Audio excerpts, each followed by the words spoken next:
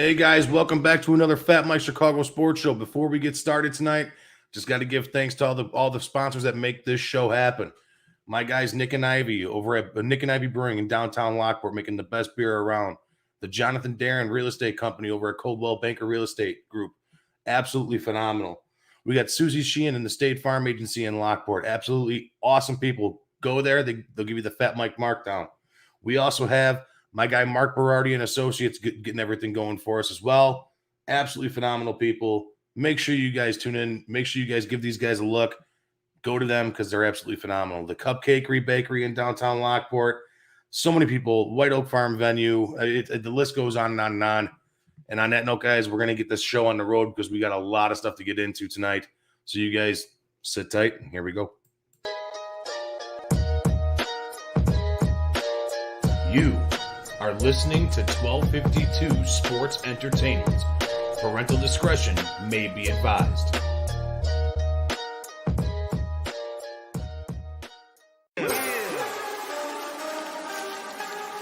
Woo! It's about that time. Fat Mike, Chicago Sports. Yeah. Finally here. Shot City Sports is right here. Updates on news, get it here. No rumors, cause we keep it real. Fat Mike. Sit back, relax, sugar beer one of them nights. Hey, this is Carmen DeFalco from ESPN Chicago, and you're listening to the Fat Mike Sports Show. Hey, this is Dave Richard from CBS Sports, and you're listening to the Fat Mike Chicago Sports Show. Hi, this is Jesse Rogers from the Fat Mike Chicago Sports Show. Hey everyone, I'm Scott Merkin, the longtime White Sox beat writer for MLB.com and proud graduate of the University of Michigan. You're listening to me on the Fat Mike Chicago Sports Show. This is Chuck Arfine, and you are listening to the Fat Mike Chicago Sports Show. It's the best. Hey, what's up? This is Greg Braggs Jr. from Braggs in the Stands, and you're listening to my guys on the Fat Mike Chicago Sports Show. Boom! Hey everyone, Freddie Huebner from ESPN 1000. Great to be on the Fat Mike Chicago Sports Show. I'm Dan Zaborski, senior writer for Fangraphs, and you're listening to Fat Mike Chicago Sports Show. I'm JJ Stankovich from NBCSportsChicago.com and the Undercenter podcast, and you're listening to the Fat Mike Chicago Sports Show. Hey Sparkle, you know what I listen to? It's the Fat Mike Chicago Sports Show with my guy, Fat Mike. If you listen anywhere else, no jock. Listen to Fat Mike. The best.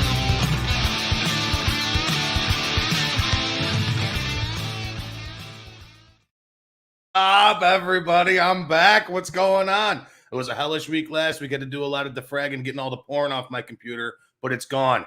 All of it's gone. It's fucking phenomenal.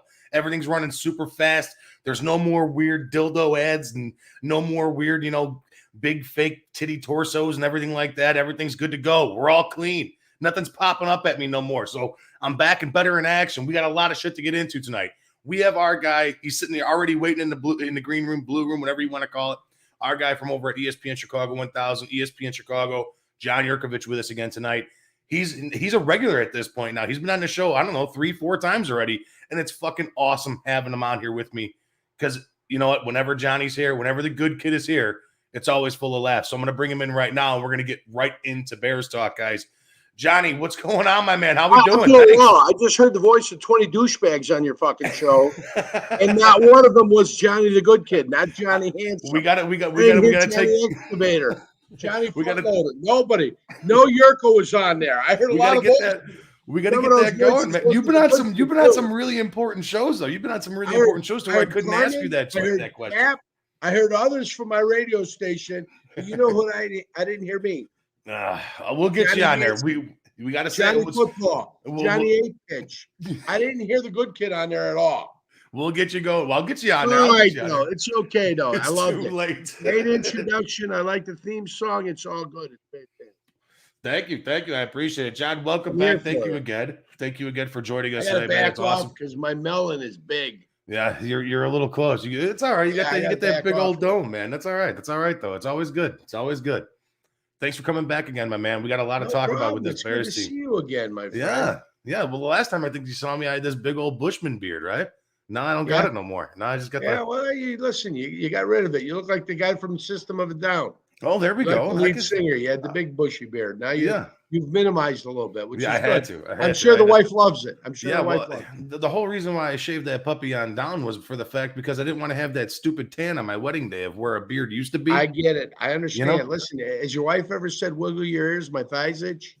Yeah, a couple times. Yeah, I'm sure she has. So, yes, a couple times. Good for you. Hey, good for you, Mikey. I'm a team player, baby. I'm a team player. Of course you are. You're a giver.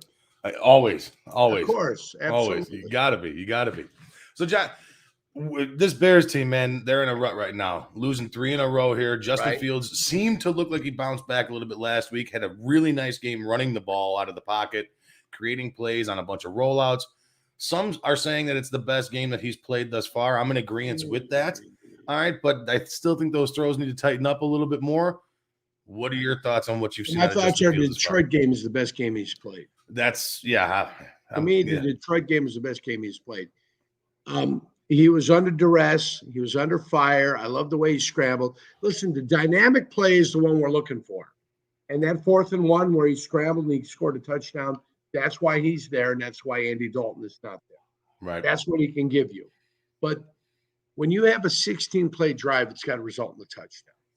You had 3 possessions in the first half. They resulted in scores. Field goal, touchdown, field goal. It's not enough. Right. It's not enough. If I have 16 plays on the board, that ball's got to be punched into the end zone. I got to have 7 off of that. If I get 7 off of that, guess what? It's a different vibe. It's a different feeling. It's something different going into the second half. Now, as much as I want to say a 16-play drive should result in a touchdown, the Bears defense disappointed me in the second half. They allowed too much. Garoppolo was too successful. They got the middle of the field and they took advantage of the middle of the field. And I mean, on the passing play, they said, okay, we won't go outside, but what we're going to do is run double slants and we're going to run guys across the middle and then we're going to take advantage of you in the middle. And that play with Kyle Juszczyk, whatever they want to call him, where he popped Quinn twice while he was engaged, but he popped him up top, so it was a double team up on top. And then he found a second guy to block on the same play. That's the offensive genius I'm talking about. That's what Kyle Shanahan brings to the table.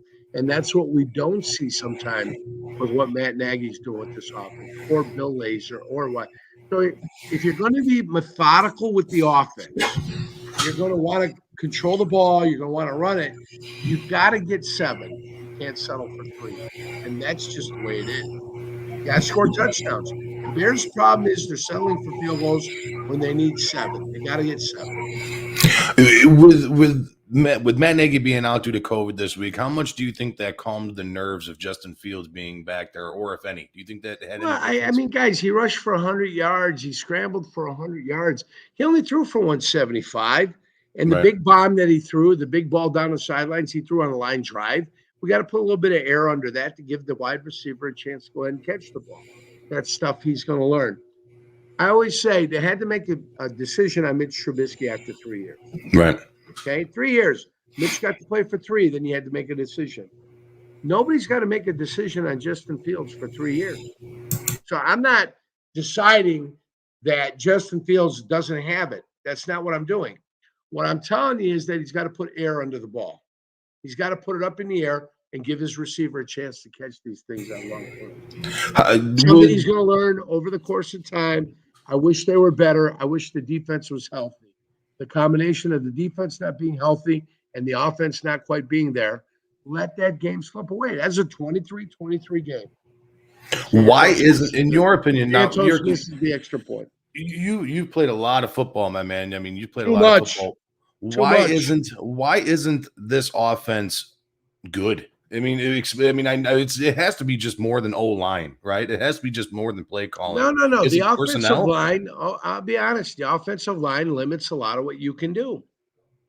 Okay. There's 2 ways. This is how you build a football team. You build an offensive line. You build a defensive line. You get a cornerback that can cover, a pure cover corner.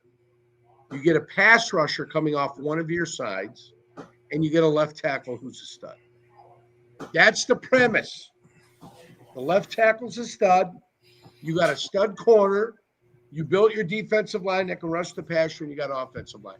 Everything else you can put replaceable parts. That's how you build a football team. So how do the Bears fix this shit show that they have now? Obviously, the defense is getting long in the tooth. Khalil Mack, Akeem Hicks always out. Eddie Goldman never wanting to really play football. The offensive line is in shambles. You got Robert Quinn, who's getting older and older by the day, and our secondary still blows.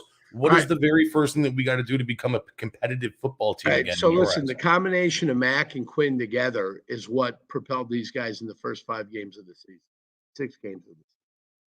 So those two together complement each other well. I wish Hakeem Hicks could stay healthy. Goldman doesn't seem like he wants to play. So at some point, you got to say, you don't want to play. I got to let you go. You got to say goodbye. Allen Robinson can't get the service that he needs. He's a good wide receiver. Mm-hmm. To me, he's a top 15, top 20 wide receiver.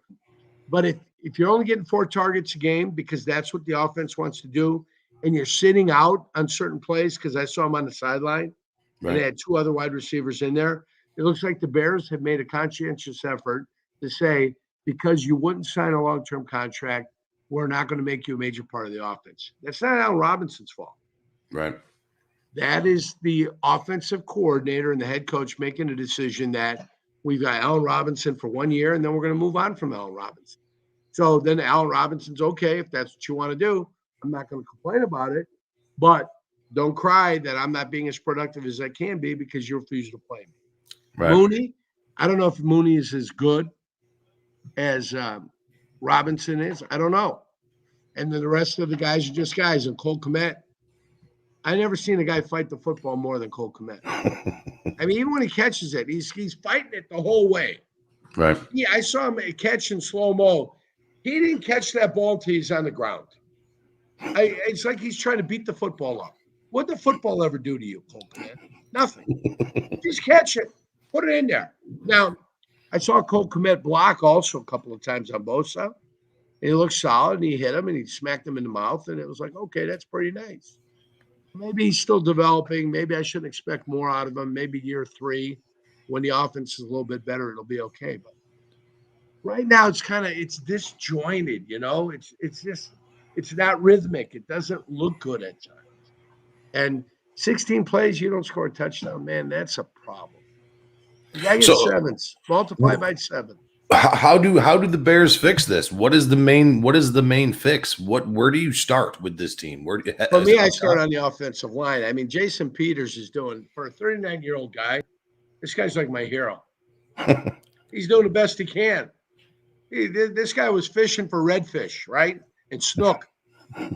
This guy was sitting there. He's getting ready to retire. And the Bears call me and say, well, you're going to pay me what? All right, I'm going to come out. Give me some time.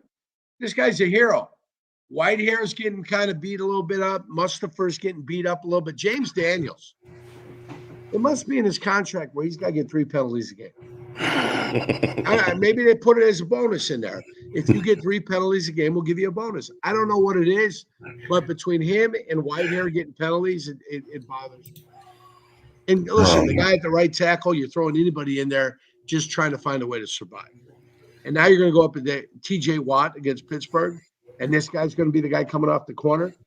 Well, you better be smacking him in the ear hole.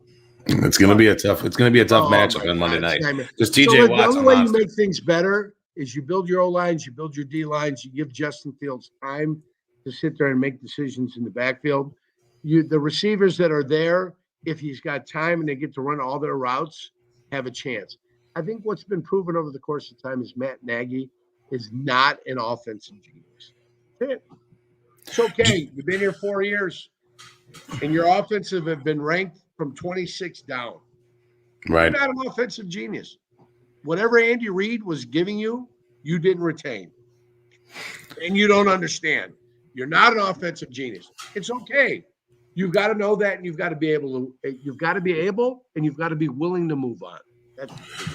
Do you think Matt Nagy and Ryan Pace, or either one of them, are here next year to start the season? Dude, Ryan Pace is the worst evaluator of talent I've ever seen in my life. Yeah, it's awful.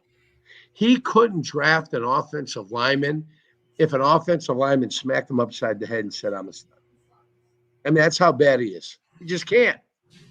Now, listen, he found Eddie Jackson in the 4th round. And Eddie Jackson can't tackle. So. Right. He found Roquan Smith. So he's right with Roquan Smith. Theoretically, Leonard Floyd, when he's not the number 1 guy, when he's the number 3 or 4 guy on the defensive line. Now, listen, I had 5.5 sacks in 6 games when I was rushing next to Reggie White and Sean Jones and Steve McMichael. So I was the 4th guy. And they said, well, let's double everybody and let's single the good kid. I found a way to the quarterback. Okay? So Leonard Floyd being the 4th rushing option in Los Angeles, he's rushing the quarter. What did they do? They picked up Von Miller. Why? Why did they pick up Von Miller? Free up another guy. No, they picked up Von Miller because they needed somebody else to rush the quarterback. Well, it also frees up another guy, though, too. I mean, you're going to be, I mean, Von Miller's not. No. When you're winning 7 games and you're in the lead in 7 games and everybody's got to throw and you have to, they've got to throw and you can rush the passer, I can clean up the garbage. I had 9.5 sacks in my career. I could clean up the garbage when they have to throw in the 4th quarter. And that's what Leonard Floyd has been able to do. So they picked up Von Miller so they can get another legitimate pass rusher coming up. That's why they picked him up. You bring up a good point with the Rams going after trading, a second, a third, or 2 seconds for Von Miller? 2 seconds for Von Miller. Why didn't the Bears do anything at the deadline? Why didn't they do anything before the break? Well, I don't think they could get anything of value for any of the guys they had. Secondly, if they tried to trade Khalil Mack or Robert Quinn, the money that would come into them would kill them via the cap. You know what I'm saying? The team that's trading star players away, all that money accelerates on your cap, not the other team's cap, which is why they could pick up Von Miller in Los Angeles and not get killed, because Denver was going to be the team that had to swallow everything. So that's why. And I'm sure, Allen Robinson, I would have traded Allen Robinson if I could, but there were ODB, Beckham Jr. was going to be out there too. If Cleveland could have traded him, they would have traded him. OBJ, not ODB. What did I say? ODB? Yeah, old dirty bastard. Yeah, Odell Beckham Jr. I call him ODB. Odell, ODB. So, okay, with this Bears team, obviously, with the 3 losses in a row, do you think they have a chance on Monday night against the Steelers at all? I do. Really? The Steelers are not a dominant team. I thought they had a chance against Frisco, and they tied the game 23-23. Cairo Santos missed, and then they made Jimmy Garoppolo look like a superstar. They got a chance against Pittsburgh because Pittsburgh's not dominant. They struggled early. They won 3 games in a row. I hope they're overconfident, and the Bears can go in and smack them in the mouth and get to 4-5. They're going to have to beat Minnesota twice. They're going to have to beat Detroit again on Thanksgiving Day, and they've got to find a way to beat the Green Bay Packers. That's just it. They've got to go 5-1 in their division to have a chance to get to 9-8, so they get it, so they can go to the playoffs. That's the only way. If they don't go 5-1 in the division, they don't go 9-8. They don't go to the playoffs, and they're trying to revamp the offense. That's the only way I see 9-8. 5-1 in the division gives them a chance to go 4-7 everywhere else. One of our guys. That's the only way. There's no other path. It's like finding a way for Biden to get to the presidency. Find a pathway.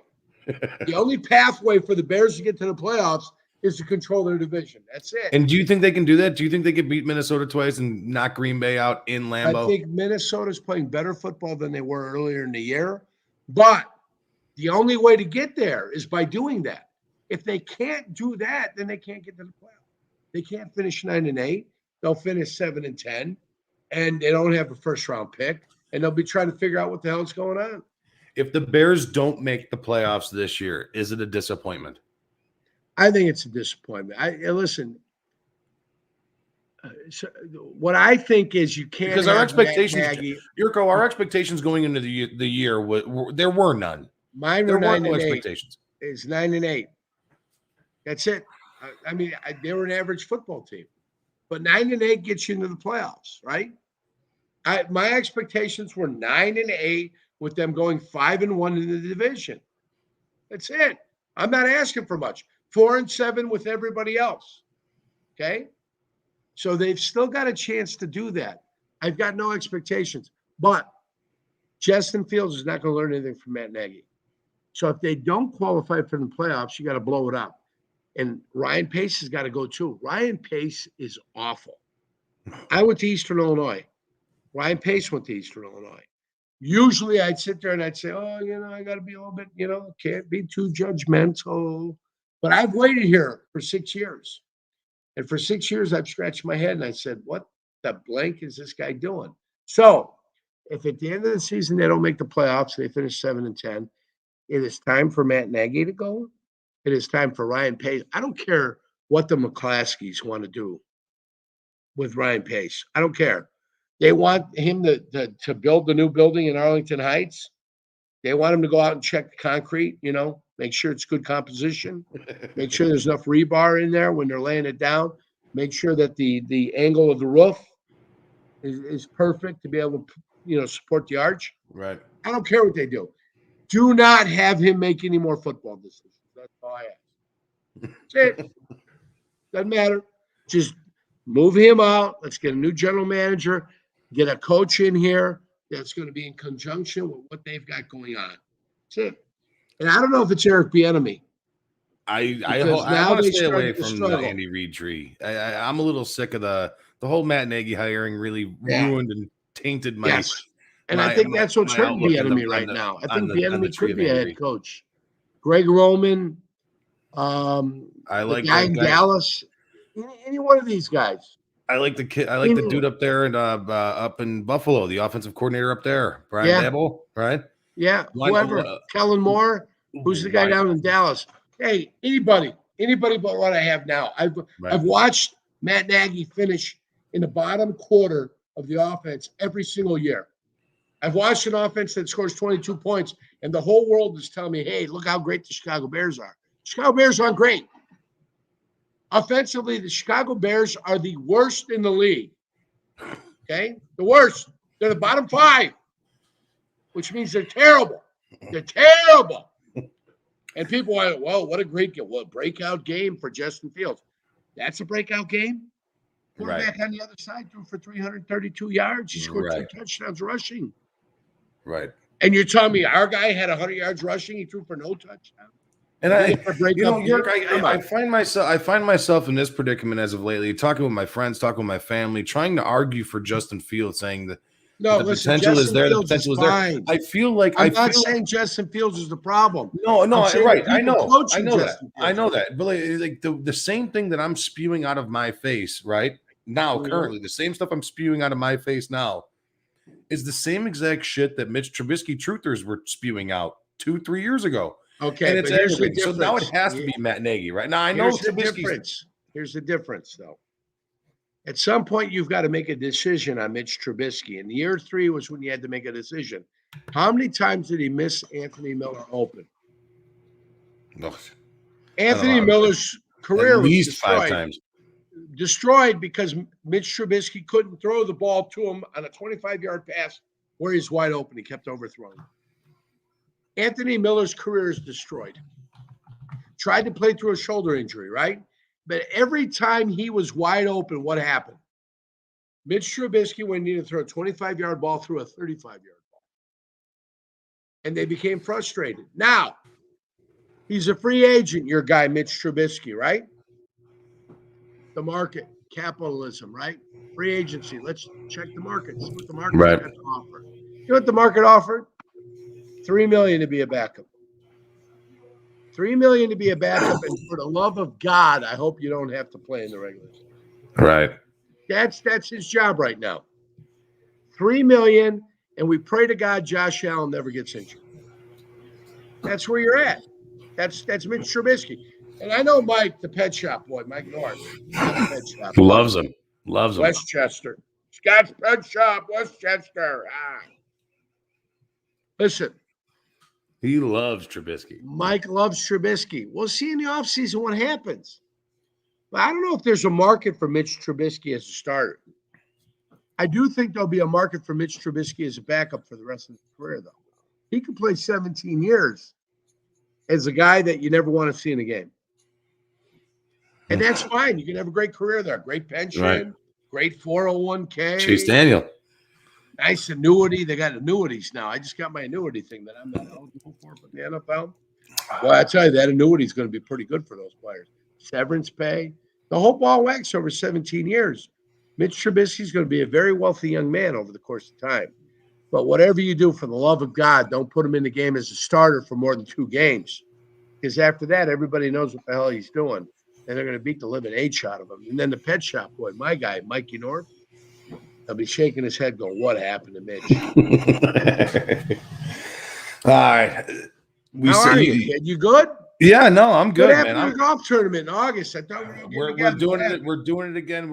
Everything boiled down to it was the same week of week 1 of the NFL. So it was bad news. I was like, nah, I can't do it that week. September. Yeah, I can't do it that week. That's September. No good. No good. We're going to be doing it again. We're going to be doing it in this coming up spring. So everybody's going to be invited still. Everything's all paid for and ready to rock. Listen, I'm going to Pinehurst in 8 days. That's what you were saying. That's excellent. Yeah, man. That's awesome. I'm going to play number 2, number 4, number 8, and we're playing Mid Pines down there. We're going to play the Cradle, have a little putting contest down there, smoking cigars, having a good time. Eating lobster, eating steaks. There you go. That's what's up, man. That sounds like a nice trip, man. That sounds like that sounds like a Fat Mike type of trip with all that steak and lobster. Hey, this is my fourth time. My 4th time at Pinehurst in 3 years. Lucky man. Lucky good man. Times. Hey, good times.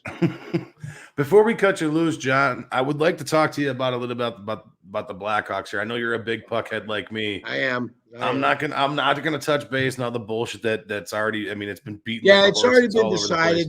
They made a mistake in that situation, right? But we all agree they screwed that thing up, and the guys are paying the price down the line as it goes. Right. Everybody knows what's going on with that. That's what happens. You got to pay the toll. The team right now, as it sits, though, this is not a good team. It's not a good team. They're bad. I'm hearing reports that Edmonton wants Fleury. Get rid of him. I didn't like the signing to begin with. Well, no, it's not that he's bad. It's just there's no defense in front of him. He's getting peppered. Yeah, he's getting peppered. There's no defense in front of him. He's getting peppered. Seth Jones, I think that may go down as one of the worst Blackhawks moves of all time. I mean, listen, I saw Dunkirk. Signing him to that long-term deal is just going to kill the fucking Hawks. Jonathan Taves and Kane. I saw Dunkirk. You know what happened at Dunkirk? Kaboom. The English were getting shelled at Dunkirk. All right. That's what he is in the Nets. He's getting shelled. Seth Jones is on the decline. All his Fenwick numbers, all the other numbers, they were poor. They decided to sign him until 2030. It's a mistake. 2 years ago, I said it's time to get rid of Patrick Kane and Johnny Taves. People looked at me like I was nuts. And what I said was, go to what happened in Detroit with Pavel Datsyuk and Zetterberg. They needed to move them, but they didn't want to move them because they were the Quart and Stanley Cup team. But at some point, you've got to get value for the people that you have. Right. And if you could have moved Datsyuk and Zetterberg, you would have got draft picks that would have helped you build your team. So I asked 2 years ago when they were continually not making the playoffs after 2015. So after 2017, going into 2018, I wanted the Hawks to trade both Johnny Taves and Patrick Kane. We're rebuilding. We've got to rebuild. Right. Trade him to Buffalo. Trade one to Winnipeg. Trade him wherever the hell you want. Right. I don't give a rat's ass. Send them home. Right. Just bring something back in value. But instead, they wanted to be, 3 Stanley Cups. Whoa, we've got to keep him here. Whoa, we got to do this and that. Johnny Taves is a shell of him former self. Taves still got some skill, so maybe you can get something for Taves, but that's it. You couldn't get 10 boxes of pucks for Johnny Taves right now. I heard something at the beginning of the year when couldn't get Easton Sticks for him right now.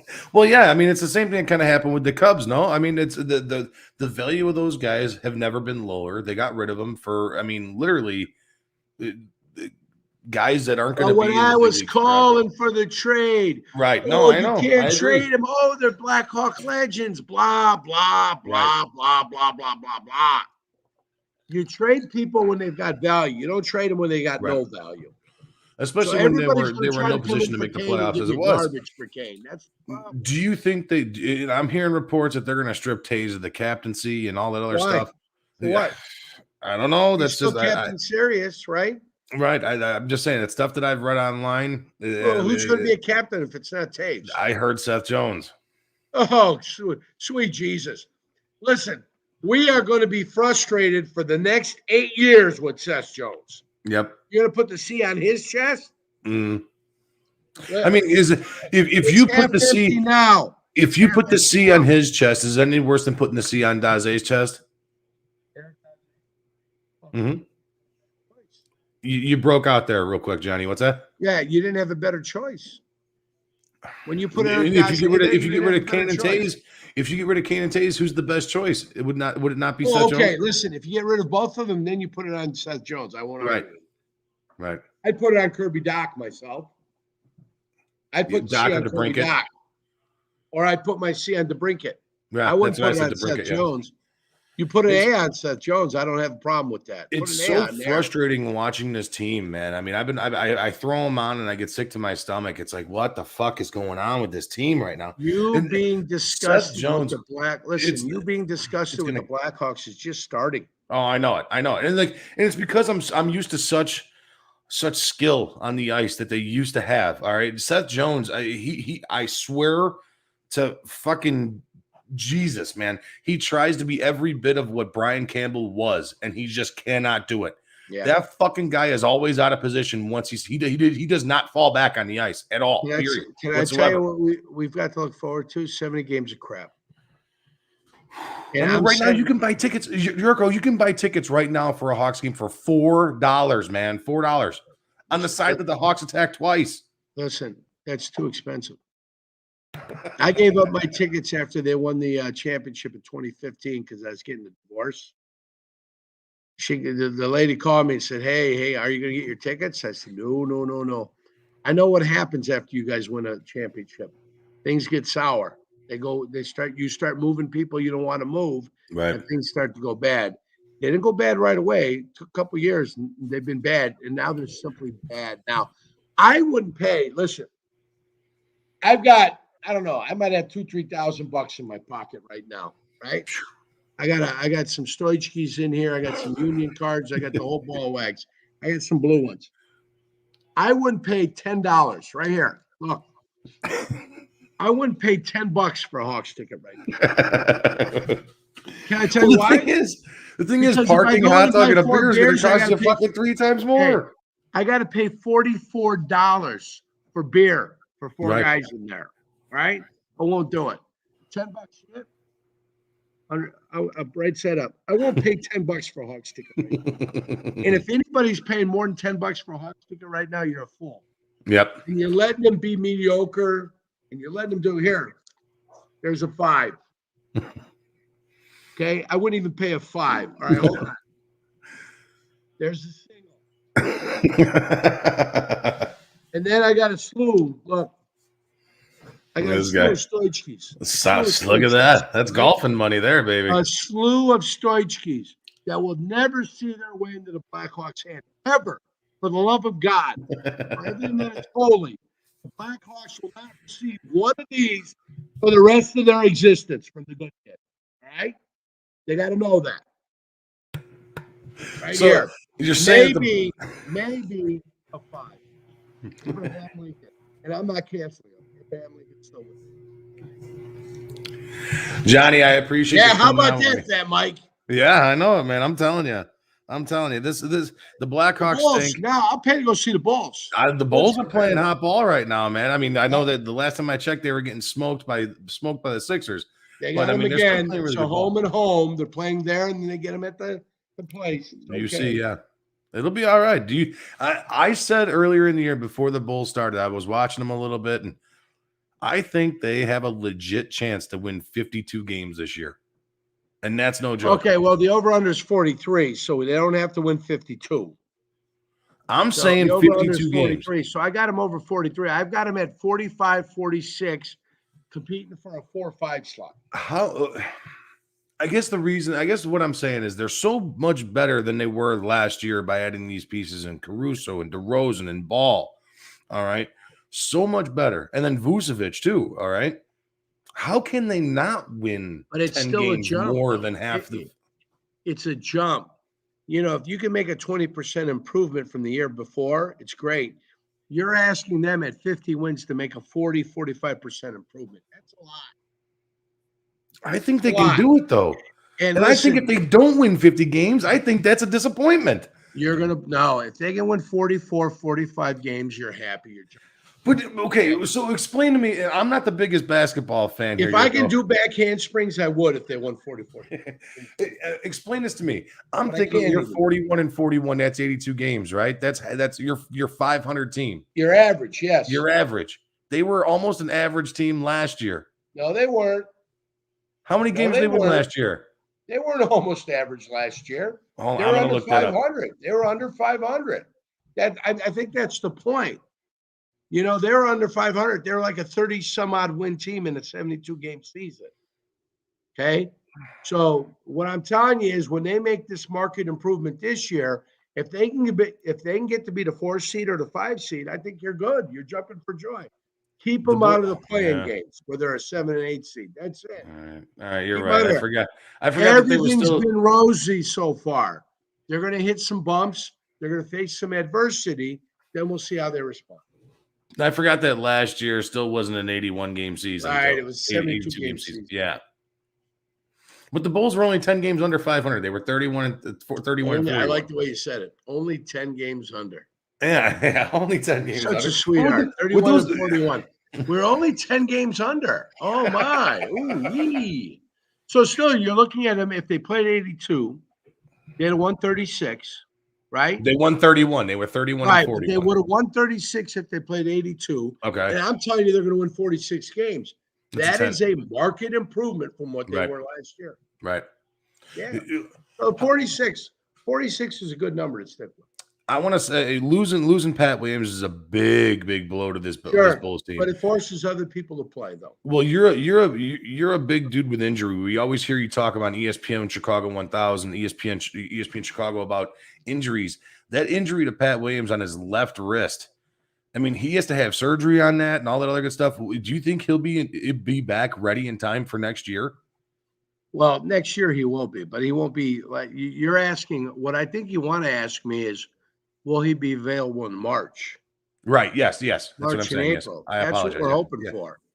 So, when you're dealing with a wrist injury like that, I think you're looking at 12 weeks, 3 months, and then rehab. And after the rehab, when will he be able to go? And so I think you'd hope to have him before the playoff because I think the Bulls are making the playoffs. Right. Okay. That's what I meant by next year. Since I'm not thinking that the next year is already a month away. Next basketball. Yeah, I'm talking about this. Before the playoffs. Right before the playoffs. Yes, that's my dick up. I apologize. But yeah, no, like it's funny, man. Like I like Pat Williams a lot. But the one thing that's been really surprising me is I always dick up his last name. No, that's okay. I like this kid. I call him the youngster from Morgan Park. This kid puts up points. It seems like he has that extra grit to him. He's got grit. What he does is he plays with confidence. Yes, and I like him more than I like Kobe White. Yeah, well, 2 different positions. I get it, 2 different positions, but I still like. Time will tell. Yeah. Do you think they'll deal Kobe White? Well, listen, if you got a guy that's not playing and you think he's got talent, you can move him, get something of value back, then that's what you do. I mean, that's what you have to do. That's what you're forced to do. I like Kobe White though too, man. It's gonna be tough. It's gonna be fun watching. Huh? I got to roll. You do what you got to do, man. I was trying to get rid of you 10 minutes ago. You brought up the Bulls. I get some scallops, kid. Hey, Johnny, how can everybody find you, man? Tell everybody how we can find you. Well, you find me at ESPN 1000 on Twitter. You can find me at Jurko64, Jurko 64. I only tweet every once in a while because Twitter's where idiots go to play. Mm-hmm. So I tweet every once in a while. I'll give you a little something. That's why I'm there, guys. I'm at Twitter all the time. I'm not a fan of Twitter. Instagram, we're on. We have a little bit of fun. Carmen has a lot of fun on it, and I just got to post what he posts. But you want to go to Twitter where the idiots go to play, come on and see me there. At Jurko, Jurko 64. Feel free to follow. No blue check mark, though, because I'm not a legitimate individual. You'll get one soon. You'll get one soon. I don't beg for check marks. You're not going to give me a check mark because I got 50,000 followers. go blow it out your ass. Johnny, thanks so much for joining me tonight, man. Can't wait to have you on again. Thank you so much. We'll talk soon, my man. All right, good to see you, kid. Later, brother. Yurko, the guy is a fucking consummate professional. The guy is absolutely awesome. I love having him on the show here with us every single time. And guys, really quick, he tells it like it is. He's that normal down-to-earth guy that just brings it every single time, and I love having him. I was in agreement with him with the Blackhawk stuff. I was in agreement with him with this Bear stuff years ago with Trubisky. Man, I just wish everybody else felt the same way that we do. That normal. How do I say this? That the actual fans of the sport view it. Okay, not just a meathead for your team, a meathead for your Blackhawks, a meathead for your Bulls, a meathead for your Bears. He sees it because he likes the sport as a whole. Guys, it's awesome having Yurko on here again. Go ahead and follow him on Twitter at Yurko64. Listen to him Monday through Friday, every single Monday through Friday during the week from 10 to noon on the Carmen and Yurko show on ESPN 1000. He's awesome. AM 1000, man. That's where you got to go. A quick word from our sponsor, guys. That interview is brought to you by a couple sponsors here. The interview is brought to you by the Jonathan Durin team over at Coldwell Banker Real Estate Group, Nick and Ivy Brewing Company, and also Berardi Law. So thank those guys for having John Jurkovic on with us tonight on the Fat Mike Show. So a quick word from those guys, and we'll be right back. Hi, I'm Jonathan Darren, licensed real estate broker with Coldwell Banker Real Estate Group, Homer Glen. Are you looking to buy or sell? Have you been disappointed in the past? The Jonathan Darren team with Coldwell Banker Real Estate Group focuses on providing you with a concierge level of service during the process of buying or selling. We are a service-oriented team with a fresh and professional approach to selling real estate. Our goal is to combine knowledge, skills, and passion to exceed our clients' expectations, and most of all, we truly care. We are a knowledgeable real estate team focused on offering expertise and innovative solutions for our clients. The Jonathan Darren team has 5 full-service real estate brokers and a dedicated full-time marketer servicing all of Chicagoland. We will customize a detailed plan around your timeline for a sale, purchase, investment, estate, or other needs. Real estate transactions can be stressful, but don't need to be. Let us handle it for you. Visit our website, homesbyjdt.com, or call 708-308-1938 today. Expect better in real estate. Choose the Jonathan Darren team.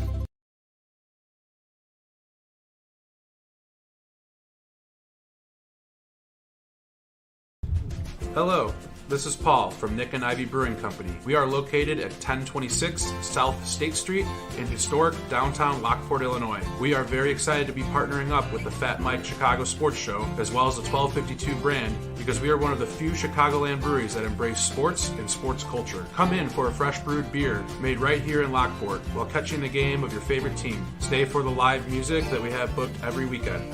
Or just come for a cozy atmosphere to enjoy a good conversation with a friend, loved one, or complete stranger. Nick and Ivy makes you feel right at home no matter what the occasion is. Follow us on Instagram and Facebook by searching for Nick and Ivy Brewing Company. Visit our website for our up-to-date tap list or to go shopping on our online store at nickivybrewing.com. That's Nikivy brewing.com. Come in today for a fresh brewed beer born and raised in Lockport, Illinois.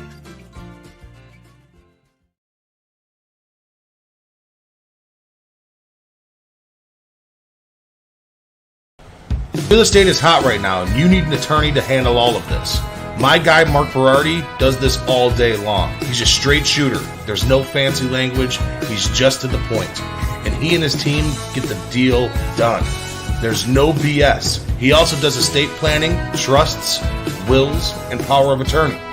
He has great reviews up and down the board from a ton of happy clients. For him and his big team, they're all just down to earth and normal people as much as he is. You will not be disappointed you went with him. He's located in Homer Glen and New Lenox and handles real estate all over Illinois. There's no place too far, so give him a call today at 708-942-8030. Again, that's 708-942-8030, or look him up online at Mark Berardi and Associates.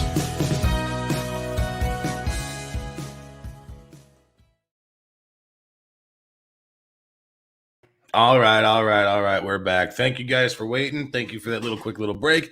I was able to make myself another drink. I was able to take a leak. I was able to check the bowl score. And I forget the Bulls score. I just left the living room. It didn't pop up in time. I gave it a quick glance, but if somebody could fill me in on that, that'd be awesome, because I'm worried about my Bulls here tonight against the Sixers. But, guys, World Series. I want to talk about this really quick. And I know that, we're here for Bears, we're here for Bulls, we're here for Blackhawks. The World Series. I keep on hearing a lot of negative talk about the World Series this year. And I, for one, absolutely loved it. And I am sad that baseball is over. I'm sad. I'm really, really sad that baseball is over. Baseball this postseason was absolutely fantastic. A lot of new blood in there. Atlanta in there this year. You had the White Sox in there again this year. Just a lot of things happened this year that made me happy to be a baseball fan. Above all, above everything. Not only a Cub fan, but an actual baseball fan. Look, in the NL East, the New York Mets led that division for over 100 days this year. Okay? And they lost that division to the Braves. The Braves won 88 games and win the World Series. Unbelievable. Unbelievable. The Cardinals making it in there, forcing and then the Giants winning the NL West was absolutely phenomenal. The series between the Dodgers and the series between the Giants was fantastic. The series between the White Sox and the Astros wasn't that great, all right, but it was still fun to watch. It was exciting baseball. I was on the edge of my seat for a lot of the MLB playoffs this year. I really, really was. My buddy Ron Rupnow, thanks for the update, Ronnie. The Bulls are losing down by 10. I'm not counting the Bulls out yet. All right. But the baseball playoffs were awesome this year, guys. Awesome. And it was great to see. It was so nice watching, and I'm not a Dusty fan, but it was so nice watching Dusty choke another World Series away. It was so nice watching the Houston Astros lose. It was so nice watching the Red Sox beat the Yankees and then go on and beat another 100-win team in the Tampa Bay Rays this year. It was awesome. I'm so sick of, tired of people saying Champa Bay, not Tampa Bay, Champa Bay. You shut the fuck up already. Shut up. You have a hockey team that cheats and robs the cap, and you got a football team with the best quarterback who ever touched the field on it. All right. But slow your roll down there on baseball. There's still a lot of teams ahead of you guys down there. All right. But it was awesome. It was phenomenal to watch the baseball playoffs this year. And the World Series specifically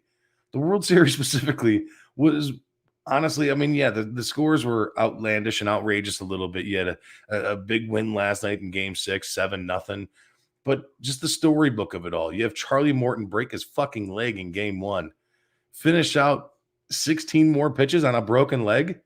All right, that was unbelievable. You don't hear that shit. That's stuff that goes down in for like the history books. That's like the Kurt Schilling and the bloody sock type shit. All right, that's the type of stuff that I'm talking about. And it was great to see. It was awesome to see.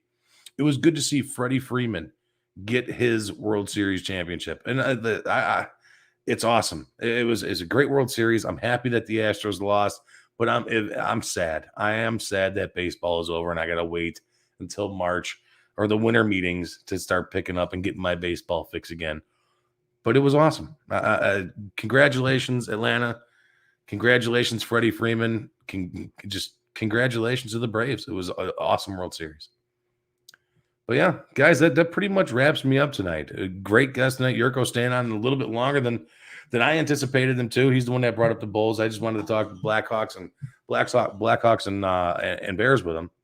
We got a tough matchup this week with the Bears team. It's going to be, I don't think the Bears are winning this game, guys. I'm sorry. I really don't think so. I think TJ Watt is going to eat lunch all night Monday night against that shitty offensive line that we have. That's how I feel. That's how I feel. I'm back on track again. I finally picked a winner last week. I thought that San Fran would win. They won. So now I'm back on track. Let's see what happens. I'm taking the Steelers this Monday night. I'm taking them 24-10. 24-10 Pittsburgh on Monday night in prime time. That's what's going to happen, guys. But yeah, that's where we are, guys. Special thank you again to all the sponsors of the Fat Mike Chicago Sports Show and 1252 Sports here. Again, Jonathan Darren and the Coldwell Banker Real Estate Group, Nick and Ivy Brewing Company, the Cupcakery Bakery, Susie Sheehan and the State Farm Agency down there in Lockport. Go to her. She has a Fat Mike markdown for you waiting for her. Mark Berardi and Associates, so many of them. White Oak Farm Venue and Dugout Mugs, Hype Productions, all these guys. Thank you guys so much, because without you guys, this show doesn't happen. And again, guys, thank you for tuning in tonight. It was a great show. I'm glad you guys tuned in and chatted with me in the chat. Sorry, my chat was a little off tonight. I don't know what's going on with StreamYard here. I think I'm lagging a little bit on StreamYard, but everything, all video was good. So hopefully you guys saw the video. Everything was good there.